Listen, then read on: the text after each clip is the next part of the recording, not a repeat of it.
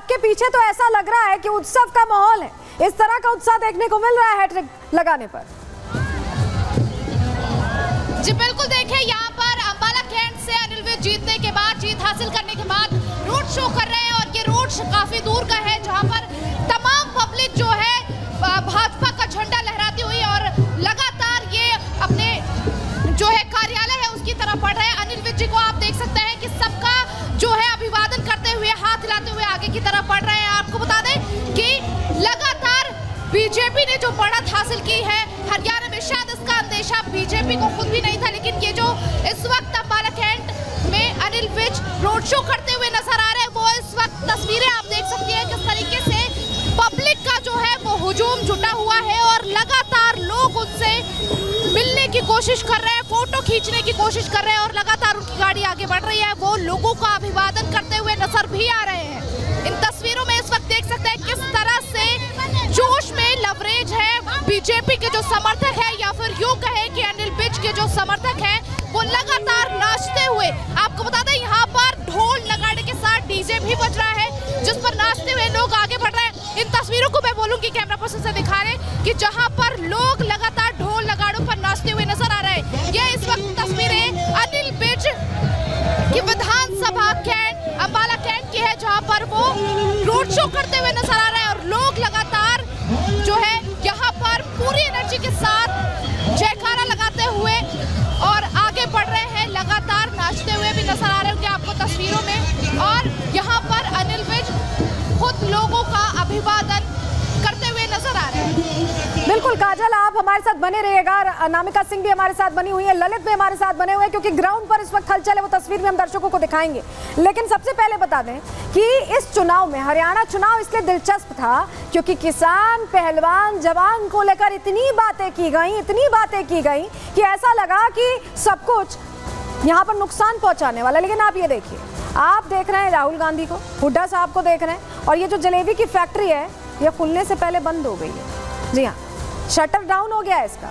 हम इसलिए ऐसा कह रहे हैं क्योंकि जलेबियां अंदर पड़ी हैं और जो नेता हैं आप देख रहे हैं बाहर ही खड़े रह गए, अंदर जाने का उनको मौका ही नहीं मिल पा रहा है। क्यों नहीं मिल पा रहा है? क्योंकि कांग्रेस ने देखिए मुट्ठी भर किसानों को मोहरा बनाया, पहलवानों के को आगे कर एक झूठा नैरेटिव, झूठा आंदोलन तक खड़ी करने की कोशिश की, उसको मुद्दा बनाने की कोशिश की।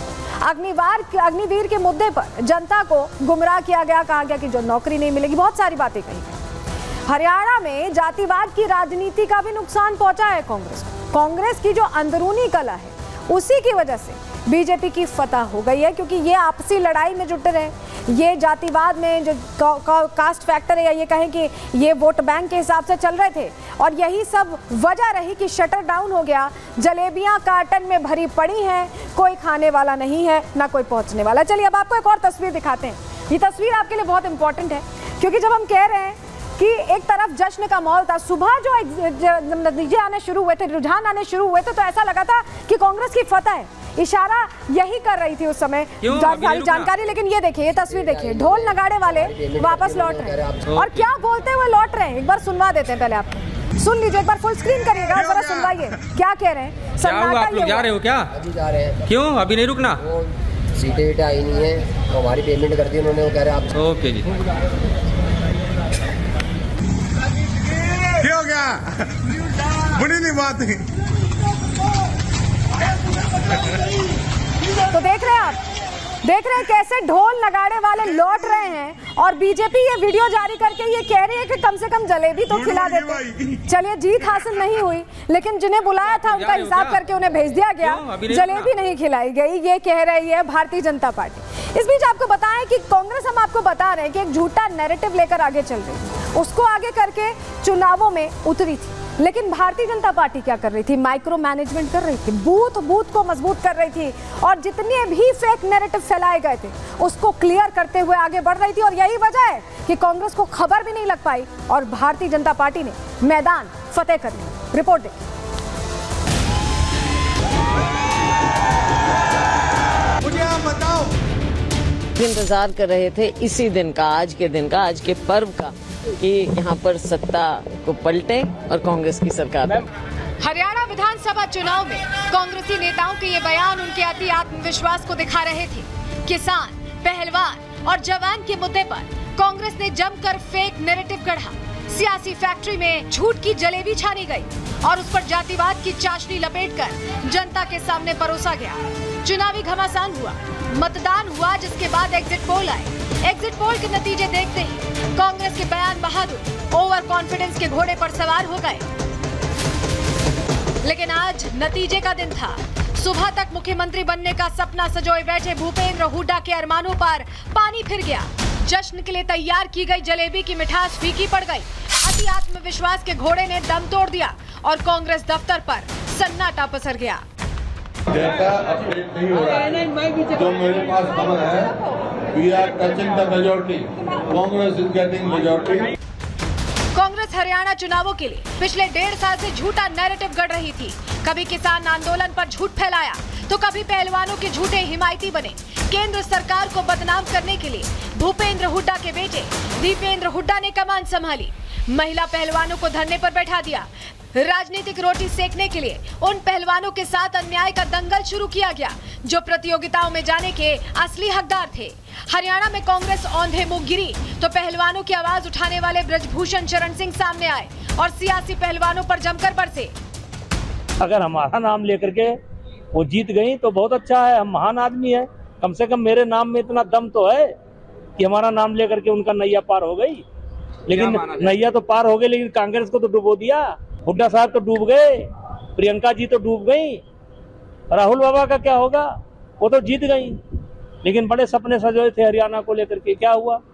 वो जहाँ जहाँ जाएगी सत्यानाश ही होगा। पहलवानों का आंदोलन था। इसमें जो पहलवान, कथित पहलवान है, ये हरियाणा के लिए नायक नहीं है, ये खलनायक है।